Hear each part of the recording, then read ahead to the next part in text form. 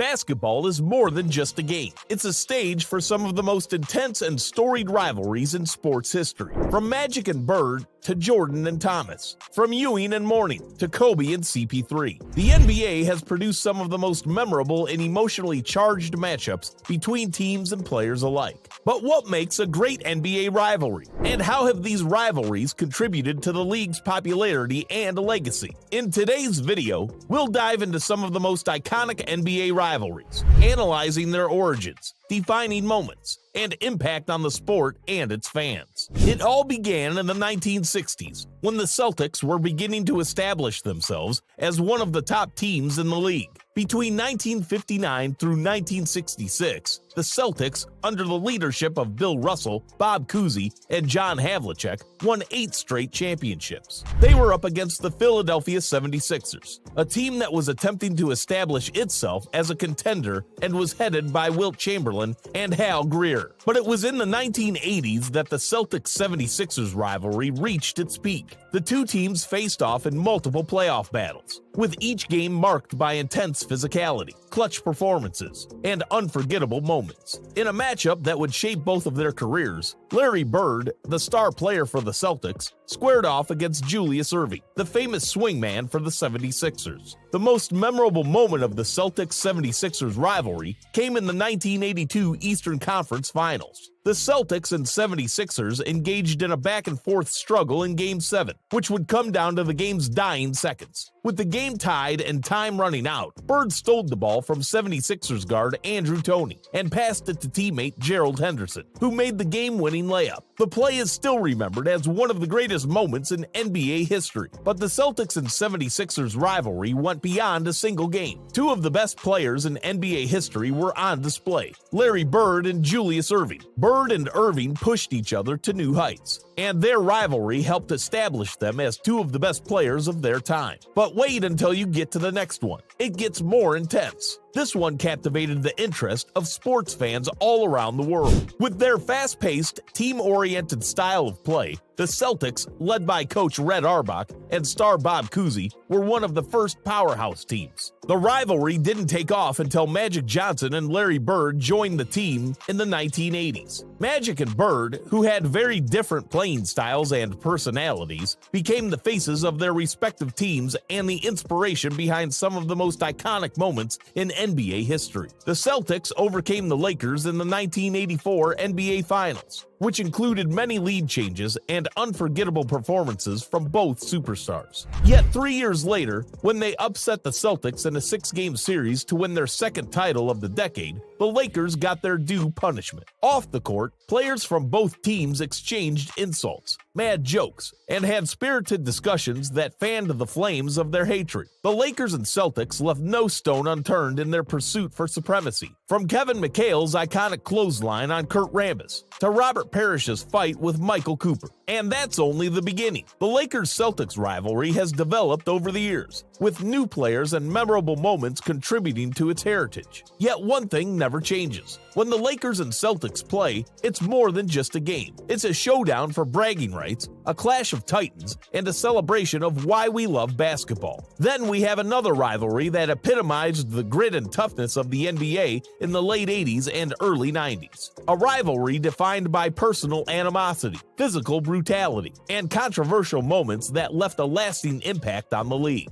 Everything started when Michael Jordan led the Bulls to their first playoff appearance in 1985. Despite his talent, Jordan could not overcome the physical defense of the Pistons, who utilized their famed Jordan rules to limit his scoring and annoy his teammates. Jordan, though, was not the type to back down from a challenge. He and Pistons point guard Isaiah Thomas had a long personal rivalry characterized by harsh fouls and simmering hatred. The rivalry between the two teams grew as the Bulls kept getting better. The Bulls-Pistons rivalry reached its pinnacle in 1991, when the Pistons infamously left the court without exchanging greetings after being swept by the Bulls in the Eastern Conference Finals. The decision drew harsh criticism and solidified the Pistons' Pistons' reputation as a team prioritizing winning over sportsmanship. Yet the Pistons were more than simply a physical team. They were gifted and very competitive players who would do anything to win, led by Thomas, Bill Laimbeer, and Dennis Rodman. And the rivalry frequently led to controversies, such as the 1990 brawl between the two teams and the severe fouls the Pistons committed on Jordan. Regardless, the two teams pushed each other to new heights and created a lasting impression on the sport, largely thanks to Jordan's outstanding scoring and Thomas's clutch playmaking. Up next, it's a rivalry that embodies the grit and passion of basketball in the 1990s. Fueled by personal bad blood, physical play, and a mutual dislike bordering on hatred,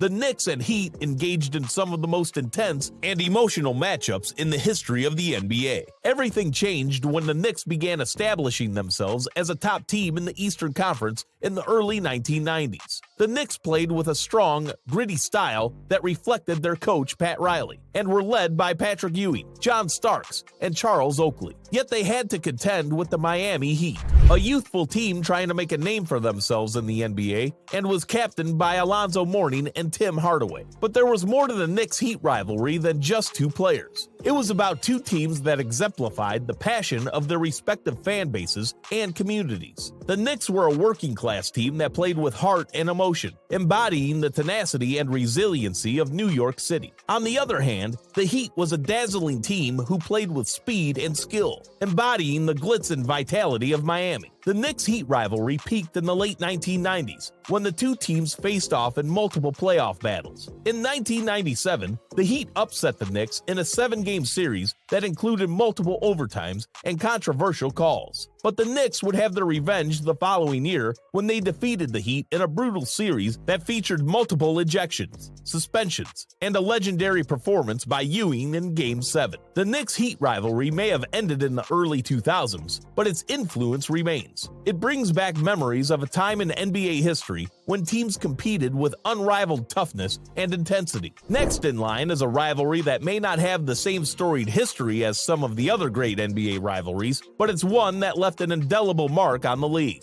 With its mix of high-scoring offense, defensive tenacity, and bitter hatred, the Spurs-Suns rivalry was a clash of styles that captured the attention of fans across the league. It all began in the early 2000s, when the Spurs, coached by Greg Popovich and led by Tim Duncan, were establishing themselves as a top team in the NBA. But they faced a tough challenge from the Phoenix Suns, a team that had embraced a new style of play under coach Mike D'Antoni. Known as the 7 seconds or less offense, the Suns played with a frenetic pace and a focus on shooting threes and scoring in transition. This clash of styles defined the Spurs-Suns rivalry. On the one hand, you had the methodical, defensive-minded Spurs, who relied on Duncan's postgame and the perimeter shooting of players like Manu Ginobili and Tony Parker. On the other hand, you had the fast-paced, free-flowing Suns, who ran up and down the court with the ball in the hands of stars like Steve Nash and Amari Stoudemire. Although the two teams approached the game differently, they both had a tremendous competition that led to some unforgettable team moments on the court. The Spurs-Suns rivalry showcased some of the best basketball of the period, from the physical play of players like Bruce Bowen and Raja Bell to the clutch performances of Duncan and Nash.